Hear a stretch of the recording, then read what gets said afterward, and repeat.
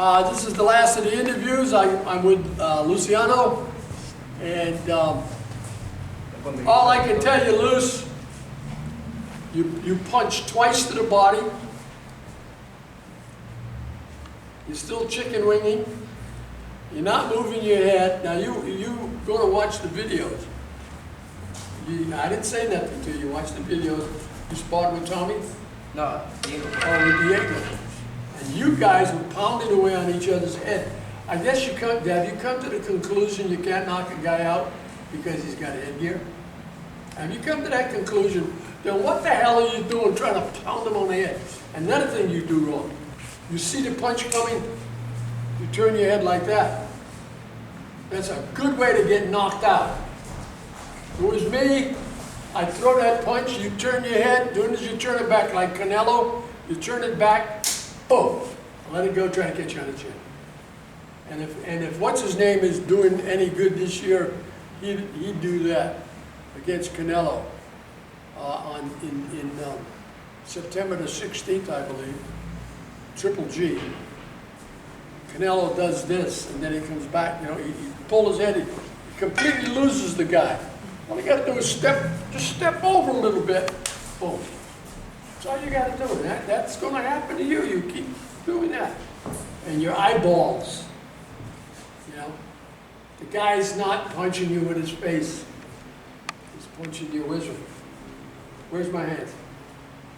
You look right here. This is what I just done with Diego. You look right there. What's my hat say? Don't take your eyes off of me. Navy. Okay. And then if you can see that, that's your peripheral vision. See out here and here? And Tommy missed. He was sparring with Jonathan, and I hollered up at him, Tommy, you missed his feet.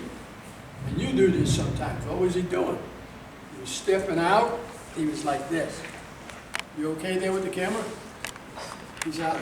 You see a lot of guys do this. They jump back and they go.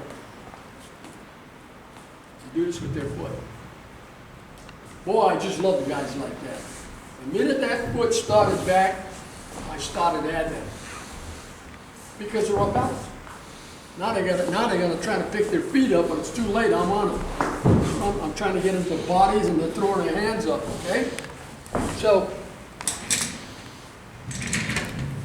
amateur boxing today is a little different than what it was when I broke in, because we didn't have USA boxing. We didn't have Olympic style boxing.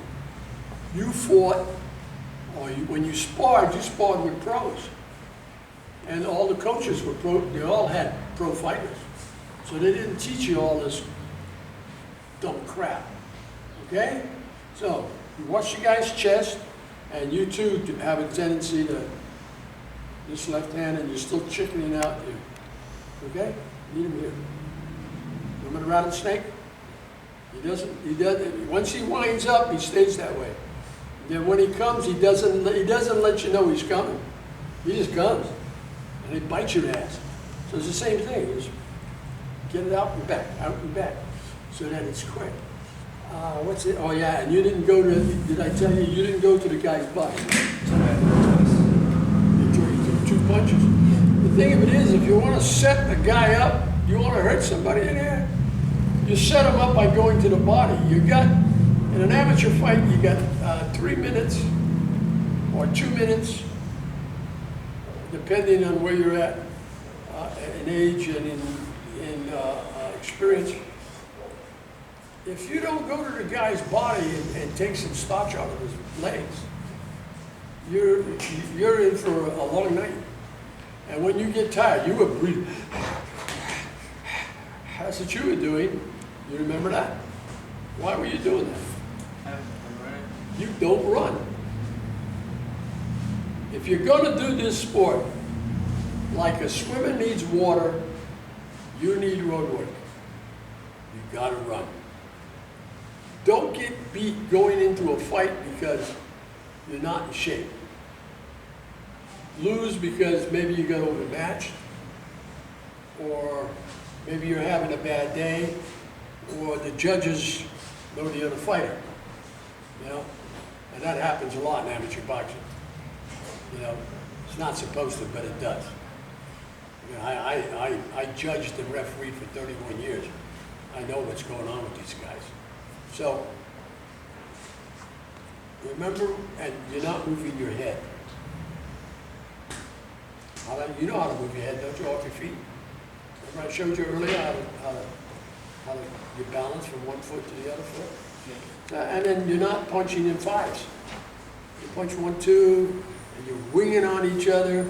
You're not, if you come, and you come with the proviso that if you take the guy to his body, okay, I'm going to set him up at the head, and now I'm going to hit him with a tremendous left hook to the liver.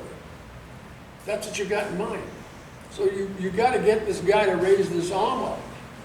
You know, you may lean at the arm, so he sees it and he throws it, you slip it, and then you come up underneath. That's what boxing's about. It's not jumping in. See you guys later. It's not jumping in the ring and just throwing chingasos. That's not boxing. Anybody can do that. That's like a street fight almost. Okay? You might as well go do it. See my shirt? Read my shirt. What does it say? No, you're right. Let's do it the next way possible because it's easier for you. And that's what happens. That's what happens. Most of these guys, and it's bad enough that most of these guys, they get coaches out there that half-ass they don't even know what they're doing.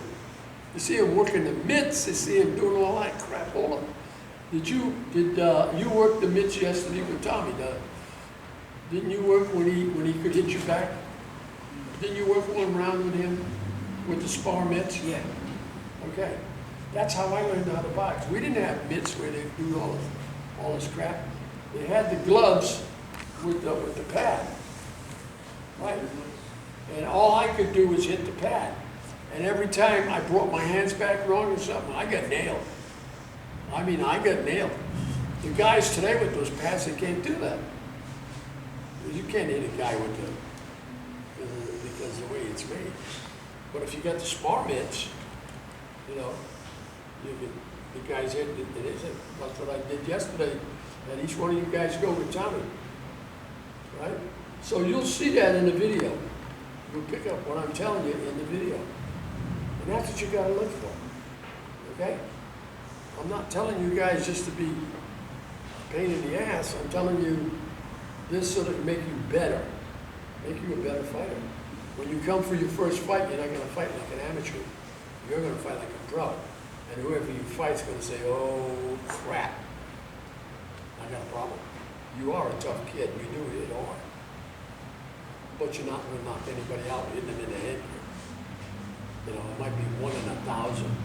But if you set it up where you hit them on the chin, because most guys, the helmet only protects you from here up. But you hit the guy in the chin, turn his head, right up from underneath. Okay? You might want to set him up for an uppercut, or whatever, or a bolo punch. I showed you guys how to do that. There's only four punches in boxing, so you got to know how to use it. Okay, that's good. Hope you folks enjoyed watching the kids box and me critiquing them. Don't forget to subscribe. The Violent World of Rick Mello. Phone number here is 831-902-5088. Goodbye, good luck, and may the good Lord take a liking to you.